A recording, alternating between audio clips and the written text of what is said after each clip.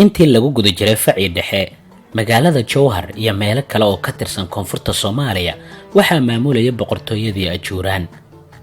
kadib magaalada Jowhar waxay hoos timid maamulkii saldanada ee Hiraab sanadkii 1800-aadkii markii ay burburtay boqortooyadii Ajuuraan.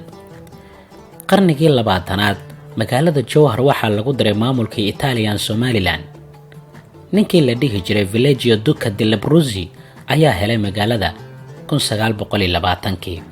waxa uu noqday markii ugu horeysay uu yimaado qaaradda Afrika 1905tii 15 sano kadibna waxa uu jeclaaday oo uu helay magaalada Jowhar. Villaggio Duca della Abruzzi kadib wuxuu go'aansaday inuu dhiso wadooyin, kuwa tareenna ay maraan, iskuulo, cisbitaallo, kaniisad iyo masaajid. waxaana uu guursaday gabar Soomaaliyeed oo ku dhimatay markii ugu dambeysay xaafadiisa.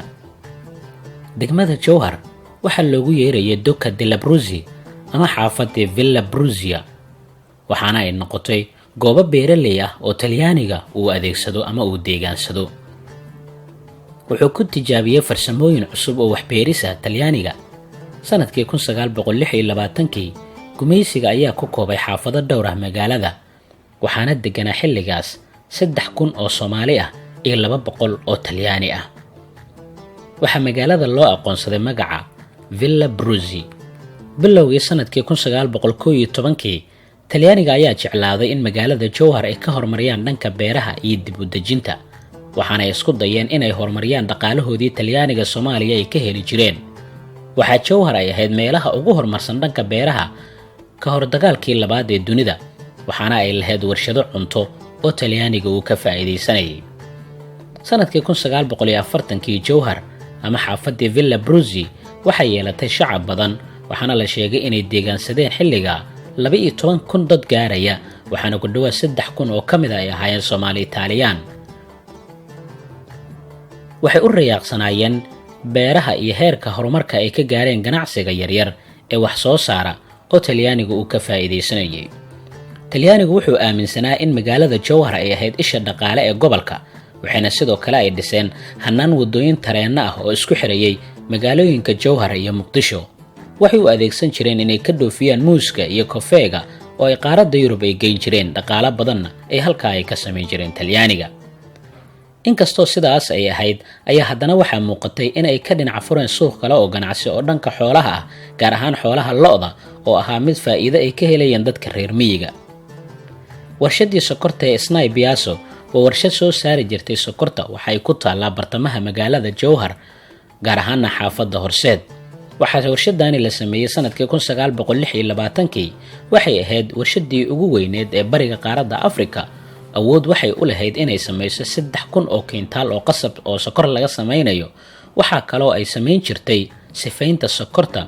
waxay lahayd rug shaybaar oo kiimikada lagu baari jiray qasabka inta ay hawsha ay wado.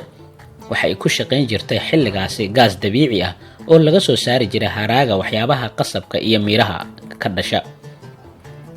beero 60 ilaa 80 hektar ah ayaa qasabka lagu beeri jiray, waxaana laga soo rari jiray qasabka tareen Talyaaniga oo lahaa oo Muqdisho ka soo bixi jiray Jowharna alaab ka qaadi jiray.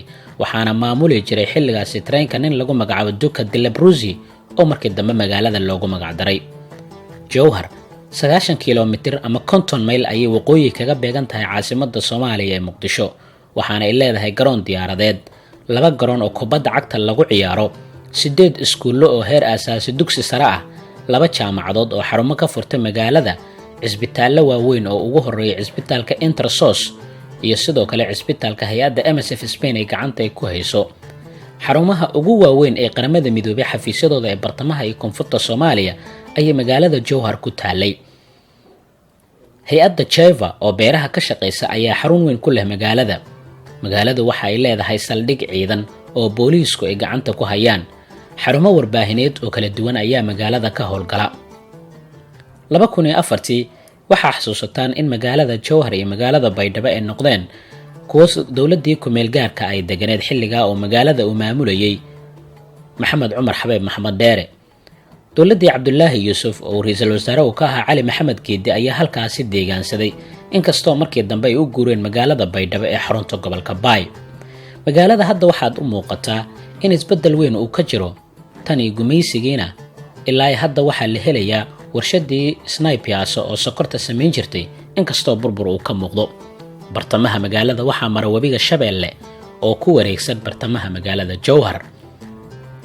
goobta caanka ah ee loo yaqaan Xiintooyda ayay magaaladu leedahay. waxaa ku yaala buundo kala qaybisa xaafadaha Horseed iyo sidoo kale hanti wadaag oo magaalada ka tirsan. ilaa afar xaafadood oo waaweyn ayaa magaaladu ay leedahay oo kala ah hanti wadaag, Kulmis, Buulasheekh iyo sidoo kale Horseed.